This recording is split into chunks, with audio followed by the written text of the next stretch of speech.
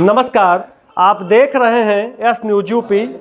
मैं रमाशंकर शुक्ला। इस समय मेरी मौजूदगी रायबरेली जनपद के सामुदायिक स्वास्थ्य केंद्र खीरो में। जैसा कि आप देख पा रहे हैं मेरे पीछे सामुदायिक स्वास्थ्य केंद्र के अधीक्षक डॉक्टर भावेश जी मरीजों को देख रहे हैं। किस तरीके से आपको बता दें, नवजात शिशु देखभाल सप्ताह के रूप में मनाया जा रहा है। आप देखिए किस तरीके से अधीक्षक भावेश जी नन्हे बच्चों की देखभाल के लिए इनका परीक्षण कर रहे हैं, निरीक्षण कर रहे हैं और देख रहे हैं। चूंकि आपको हम पहले ही बता चुके हैं, नवजात शिशु देखभाल के अंतर्गत ये सप्ताह मनाया जा रहा है। हम डॉक्टर साहब से बात करेंगे और जानने का प्रयास करेंगे किन किन बातों का। स्वास्थ्य विभाग द्वारा नवजात शिशु देखभाल सप्ताह 18 तारीख से शुरुआत हुई थी। आज उसका अंतिम दिन है जी। और उस प्रोग्राम के अंतर्गत जो नवजात शिशु हैं उनको जो उनके देखभाल में जो जिन चीज़ों की जागरूकता की आवश्यकता होती है, उनको मदर को जागरूक भी करना है। मदर के साथ जो परिवार के लोग हैं उनको भी जागरूक करना है और खतरे के लक्षण भी बताने हैं और क्या करना है क्या नहीं करना है और कब अस्पताल आना है, घर जाके क्या क्या करना है, इन सारी बातों को बताया जाता है यहाँ पे। जैसे कि जो नवजात शिशु होता है वो माँ के पेट से निकलता है, बाहरी इन्वायरमेंट में आता है, वातावरण में आता है, बहुत सारी चीज़ों का एक्सपोजर पहली बार उसको हो रहा होता है। तो उसमें मदर को ये बताना जरूरी है कि बच्चे को हर 1.5 से 2 घंटे में दूध पिलाएं, छाती से लगाएं जी। और बच्चे को नाइट फीडिंग, रात में दूध जरूर पिलाएं। 12 बजे से 6 बजे तक आप जितना ज़्यादा दूध पिलाएंगे उतना ज़्यादा माँ को दूध आएगा जी। और होता यह है कि शुरुआत के 24 से 48 घंटे में जो दूध का उतरना बोलते हैं वो इस्टेब्लिशमेंट होता है कि मतलब 1 से 2 दिन लगते हैं जी। लेकिन उस समय में जितना भी दूध माँ के हो रहा होता है वो बच्चे के लिए पर्याप्त होता है।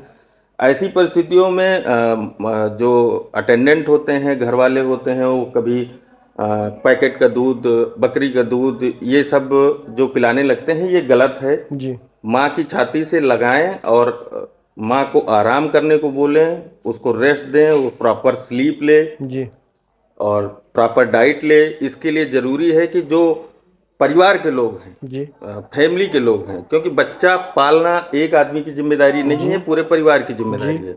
तो मदर जिससे बच्चे का जन्म हुआ है, अगर उसकी प्रॉपर स्लीप नहीं होगी, उसकी प्रॉपर डाइट नहीं होगी तो वो उसका लैक्टेशन उतना ही अच्छा इस्टेब्लिशमेंट नहीं होगा जी। और बहुत सारी चीज़ें होती हैं जो मदर को डिस्चार्ज के समय एक्सप्लेन करनी होती हैं कि आपको जो है सरसों का तेल, जैसे गांव में एक लिगेसी है, परंपरा है कि सरसों के तेल लगाया जाता है और ये लोग मतलब बहुत ही सख्त हाथों से मालिश करते हैं जी, बच्चों जी। तो मतलब मेरी तरफ से तो यही एडवाइस है कि बच्चे की मालिश नहीं करनी होती है और सरसों का तेल तो बिल्कुल नहीं लगाना होता है। अगर आपको तेल लगाना है तो आपको सिर्फ नारियल का तेल लगाना है और जैतून का तेल लगाना है। मालिश करने का तरीका होता है कि आप जो है बच्चे के ये जो पंजे होते हैं इनको पकड़ के इसमें जो है ऐसे ऐसे सर्कुलर वे में किया जाता है, ऐसे ही यहाँ पे किया जाता है। बाकी बहुत हल्के नाजुक हाथों से करना होता है और नाभि पर कुछ नहीं लगाना होता है, नाभि को बिल्कुल सूखा रखना होता है, ना वहाँ तेल लगाना होता है। ये जो भी परंपराएं हैं उनको नहीं अपनाना होता है। नाल गिरने के बाद ही नहलाना होता है, लेकिन तब तक बच्चे के रोज स्पॉन्जिंग करनी होती है। ठंडक का सीजन आ गया तो गुनगुने पानी से एक साफ कपड़े को भिगो के उसके शरीर को कम से कम 1 बार रोज पोंछना होता है।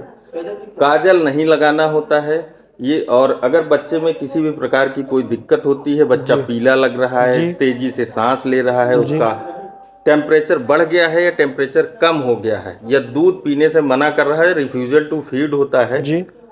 ऐसी सारी परिस्थितियों में आपको बच्चे को लाके तुरंत डॉक्टर को दिखाना होता है। इधर उधर झोला छाप के पास नहीं जाना है। जैसा कि देखा जा रहा है, इस समय ठंडी का सीजन चल रहा है, ठंडी के दिन चल रहे हैं। ऐसे में जो ये शिशु हैं, किस तरीके से देखभाल करनी चाहिए इनकी?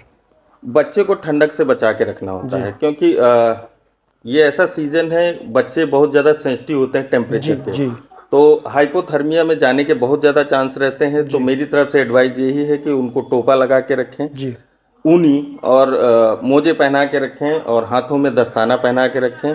बच्चों को बहुत सारे कपड़े पहनाने की ज़रूरत नहीं है, उनको एक ही कपड़े से कई लेयर में लपेटने की ज़रूरत होती है। बच्चों के एक नेचुरल प्रोटेक्शन होता है हाइपोथर्मिया से, जी जी जिसको बोलते हैं brown fat between shoulders and axillary region, जी वो गार्ड द्वारा प्रोटेक्टेड होते हैं।